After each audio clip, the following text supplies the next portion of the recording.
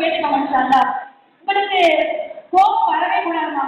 அப்படி அதையும் தாண்டி உங்களுடைய பிள்ளைகள் என் பிள்ளை இப்படி கோபப்படுறோமா, ரொம்ப சேட்டை தாங்க முடியல அப்படின்னு சொல்லி உங்களுக்கு கோபம் வந்துச்சுன்னா பிள்ளைகளை தவறான வார்த்தைகளை சொல்லி திட்டாங்க. நல்ல வார்த்தைகளை சொல்லி திட்டுங்க இன்ஷா அல்லாஹ். நல்ல வார்த்தைனா எப்படி மாற்றுறது? நம்ம எல்லாம் கேட்ட வார்த்தைகளை தான் பேசிட்டு இருக்கோம். இதுல யாருக்கா நல்ல வார்த்தைகளை சொல்லி திட்டினாங்க அப்படின்னு நீங்க கேட்கலாம். நம்மளுடைய முன்னோர்கள் வழக்கம் எல்லாமே கெட்ட, அதாவது கேட்ட வார்த்தைகளே பேசுறது அதுதான் இல்லையா? நீங்க இந்த சமுதாயம், வரக்கூடிய சமுதாய பெண்மணிகள் நல்ல வார்த்தைகளை சொல்லி திட்ட வேண்டும். அந்த காலத்துல வாழ்ந்த சமாதிய பெண்மணிகள் அப்படிதான் இருந்தாங்க.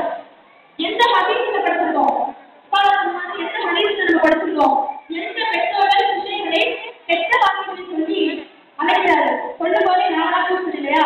நம்ம கேட்கும் போது கெட்ட வார்த்தை சொல்லும் போதே நம்முடைய உள்ளம் வலிக்கும். ஆனா கோபத்துல பிள்ளைகளை சாதாரணமா திட்டிட்டு போயிடும்.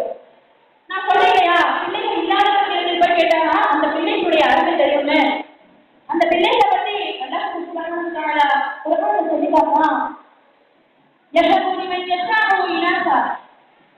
அதாவது நீங்க பொங்கல் பிள்ளைங்க வேணாம் வேணாம்னு சொல்றீங்கல்ல, அந்த பொங்கல் பிள்ளைங்க எப்படிப்பட்டவங்க தெரியுமா? அந்த பெண் பிள்ளைங்க எப்படிப்பட்டவங்க தெரியுமா? யாருக்கு அல்லாஹ் தஆலா நாடினானோ அவர்களுக்கு மட்டும்தான் அல்லாஹ் தஆலா பெண் பிள்ளைகளை பரிசாக கொடுக்கிறார். அதே மாதிரி அல்லாஹ் தஆலா அதோட நிப்பாட்டல. அப்போ பொங்கல் பிள்ளைனா பொங்கல் மட்டும் தானாமா? அப்ப ஆண்கள் பிள்ளைங்களா இல்லையா அப்படின்னு சொல்லி கேட்கலாம். அல்லாஹ் தஆலா இரண்டு பிள்ளைகளையுமே குர்ஆன்ல சொல்லி காட்டுறான். யஹபு லிமன் யஷாஉ இனாஸா வ யஹபு லிமன் யஷாஉ ذுகூர். அல்லாஹ் யாருக்கு நாடினானோ அவர்களுக்கு மட்டும்தான் ஆண் பிள்ளைகளையும் பெண் பிள்ளைகளையும் பரிசாக கொடுத்துக்கிறான். சுப்ஹானல்லாஹ். இதை நீங்க கேட்ட விஷயமாக இருந்தாலும் சரி, கேட்காத விஷயமாக இருந்தாலும் சரி, கண்டிப்பா உங்கள் ஒவ்வொருவரிடத்திலும், ஒவ்வொரு பெற்றோரிடத்திலும், ஒவ்வொரு குழந்தைகளிடத்திலும் வர வேண்டிய முக்கியமான தலைப்பை பத்தி நீங்க அருமையா பேசினாங்க. இந்த கட்டமைப்பு வந்தது நம்ம எதுக்காக வந்தோம்?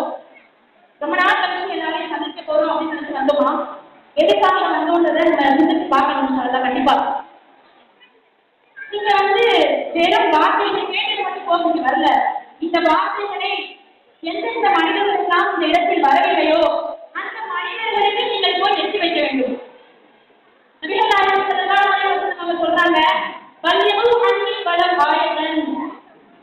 உங்களிடத்தில் ஒரு வார்த்தை, ஒரு ஆயத்து தெரிந்தாலும் கூட அதை போய் நீங்கள் எட்டி வைக்கிறீர்கள். உங்களுக்கு தெரிந்த ஒரு நல்ல விஷயமாக இருந்தாலும் அதையும் நீங்க போய் சொல்லிக்கணும்னா சொல்றாங்க. இங்க நம்ம வந்தது பேசுறதுக்காகவோ இல்ல பிறரை சந்திக்கிறதுக்காகவோ கிடையாதுமா. நீங்க வந்ததுக்கான நோக்கம் இங்க பேசக்கூடிய ஒவ்வொரு மாணவிகளுடைய உரையையும் கேட்டு, ஒவ்வொரு ஆய்வாக்களின் உரைகளையும் கேட்டு அது அப்படியே என்ன பண்ணிடணும், ஒரு காலம் வாங்கிட்டு மறுகாலம் விட்டணும் சொல்லுவாங்கல்ல. இந்த காலம் வாங்கிட்டு அந்த காலம் விட்டணும் அப்படியா இருக்கணும்? கிடையாதுமா.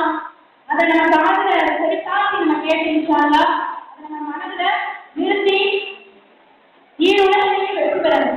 நம்ம இந்த உலகத்துக்கு வந்ததுக்கான நோக்கமே அதுதான்.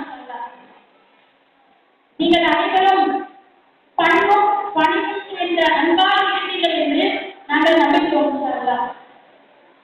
மாஷா அல்லாஹ். சிறப்பு வழியான அந்த அருமையாக பேச கொடுத்தாங்க உங்களுடைய விசாலாவுங்க. எல்லாம் வல்ல அல்லாஹ் அவர்களுக்கு நல்லருள் புரிவானாக. ஆமீன். அஸ்ஸலாமு அலைக்கும் வரஹ்மத்துல்லாஹி வபரகாத்துஹு.